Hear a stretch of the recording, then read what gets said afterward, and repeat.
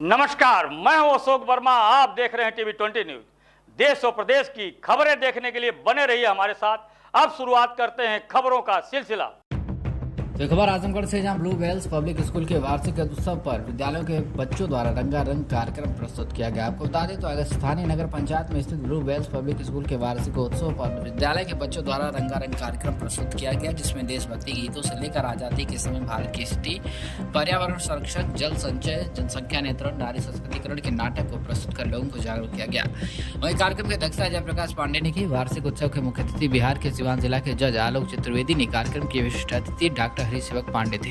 कार्यक्रम में एलकेजी के छात्र द्वारा पूरा हनुमान चालीसा का पाठ करके लोगों को भक्ति के रस में सराबोर कर दिया गया। वहीं आजकल के बच्चों द्वारा मोबाइल पर सोशल मीडिया से हमेशा चिपके रहने व सोशल मीडिया फनी नामक एकांकी करके बच्चों को जरूरत से ज्यादा मोबाइल इस्तेमाल करने पर नसीहत दी गई। इसके अलावा देशभक्ति कार्यक्रम, नारी सशक्तिकरण, जल संरक्षण, पर्यावरण के साथ साथ आधुनिकता पर आधारित कई कार्यक्रमों में काफी मनमोहक रहा।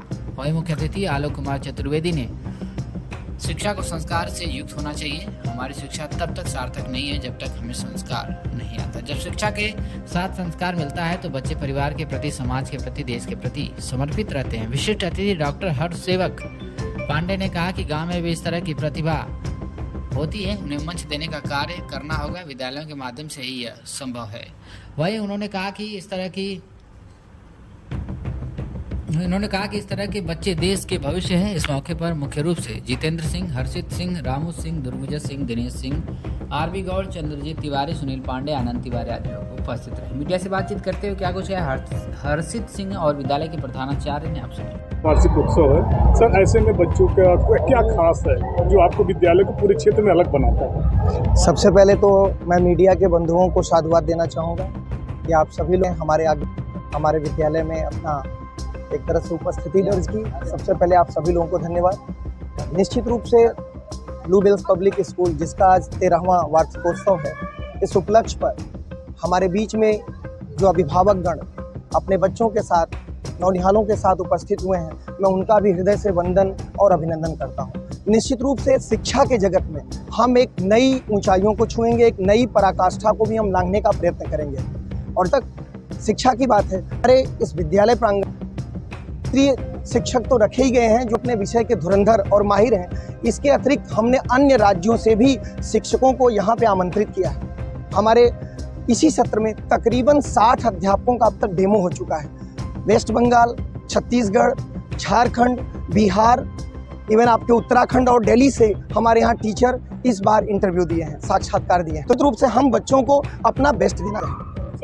भोजपुरी और हिंदी का बिल्कुल, ऐसे में आपका इंग्लिश मीडियम है, गरीब बच्चे हैं, काफी पुअर एरिया है, ऐसे में सर उस बच्चों को सिखाना चैलेंजिंग टास्क फॉर अस, एक बहुत ही मुश्किल काम है। लेकिन मैंने अभी जैसा कि अपने में ही कहा कि challenges are the part of, चुनौतियां जो हिस्सा होती हैं। निस्संदेह हम देखते हैं कि हमारे यहाँ के जो ग्रामांचल के अभिभावक हैं उतने पढ़े लिखे नहीं होते हैं, तो उन बच्चों को कहीं न कहीं दिक्कतें आती हैं। लेकिन मुश्किलें तो हर सफर का हुस्न है, कैसे कोई राह चलना छोड़ दे। प्रोग्राम के लिए आपने कितनी मेहनत किया, इसके बारे में? मेहनत कोई नहीं, एंजॉय करते हैं हम लोग हर एक काम में एंजॉय करते हैं। एंजॉय ही किया गया हम लोगों ने। सरकारी तो वार्षिक उत्सव विद्यालय का, जैसे बच्चों का मूल्यांकन, उनका परीक्षा होता है, वार्षिक उत्सव विद्यालय का मूल्यांकन। बिल्कुल बिल्कुल। सर ऐसे में अपने विद्यालय को आप कहाँ पाते हैं? डेफिनेटली देखिए, चुनौतियां तो हैं और हर एक विद्यालय अपने अपने लेवल पे अपना पूरा प्रयत्न करता है। मेरी शुभकामनाएं उन सभी विद्यालयों के लिए है, निश्चित रूप से, क्योंकि जब एक हेल्दी कंपटीशन क्रिएट होता है तो उससे हमें भी कुछ अच्छा करने का एक अवसर, एक प्लेटफॉर्म मिलता है। तो हमारे आसपास भी बहुत से ऐसे विद्यालय खुल रहे हैं जो कहीं न कहीं शिक्षा के जगत में अपना अमूल्य योगदान दे रहे हैं। तो हमें उनको देखते हुए कहीं न कहीं और प्रेरणा मिलती है, हम इंस्पायर होते हैं और अच्छा करने का प्रयत्न करते हैं। सर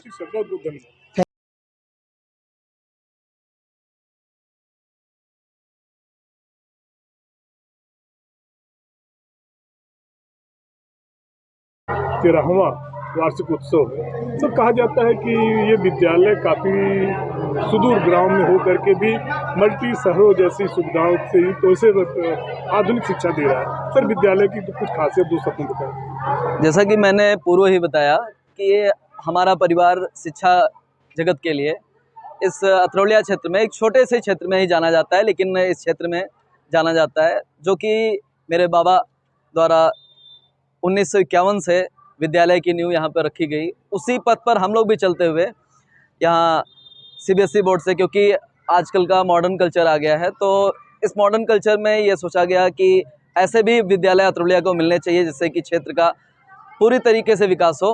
तो हम लोगों ने CBSE स्कूल का नींव रखा।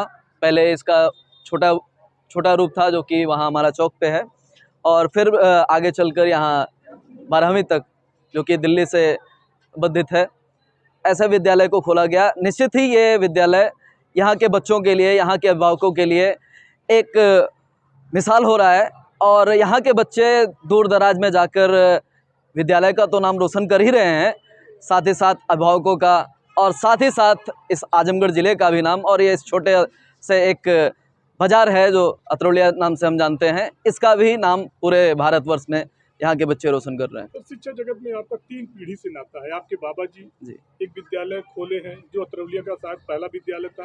आपके पिताजी ने डिग्री कॉलेज खोला है, और कहा जाता है कि आपने बच्चों के लिए जो प्ले से लेकर 8वीं तक का विद्यालय खोला है। सर, आगे में हर्षी सिंह से क्या उम्मीद की जाए, कुछ उच्च शिक्षा के बारे में भी कोई प्लान है? जी, जैसा कि मेरे बाबा जी ने यहाँ पे पहला विद्यालय खोला, उसका प्रारंभ किया, उसी प्रकार से मेरे पिताजी भी यहाँ पर यहाँ का सबसे प्रथम अगर डिग्री कॉलेज देखा जाए तो वो हमारा रामपूजन स्मारक डिग्री कॉलेज ही है। और उसके बाद जो है हम लोगों ने न्यू प्राइमरी की रखी, लेकिन प्राइमरी के विद्यालय कई चल रहे थे, लेकिन अतरौलिया का CBSE का 12वीं तक का विद्यालय ये पहला है, और इस क्षेत्र में भी हम लोग पहले ही है, और शायद इसी वजह से यहाँ के बच्चे भी हर जगह प्रथम ही स्थान ला रहे हैं। और निश्चित ही जैसे बच्चे कार्य कर रहे हैं, जैसे मेरे पिताजी ने मुझे सीख दी, इसी भलीभांति शिक्षा के इस फील्ड में निश्चित ही कुछ बड़ा ही करूँगा। सर, अभी आपके जो चीफ गेस्ट गए थे, शिक्षा के साथ साथ संस्कार पर भी जोर दिया। उस शिक्षा में चूंकि आपका इंग्लिश मीडियम विद्यालय है और संस्कार हमारे माटी से जुड़ा हुआ है, ऐसे में सर बच्चों के लिए संस्कार के लिए कोई विशेष क्लास या शिक्षा के साथ संस्कार की कोई व्यवस्था? ये हमारा संस्कार ही है, जिससे शायद संस्कार सफलता तो अलग चीज़ है, ये हमारा संस्कार ही है जिसकी वजह से हमारा विद्यालय इतना फल फूल रहा है। हम निश्चित ही संस्कार कभी हटने नहीं देंगे, उस संस्कार को हम कभी भूल नहीं सकते। और इस तरह की शिक्षा एकदम प्रारंभ से ही हमारे यहाँ शुरू कर दी जाती है।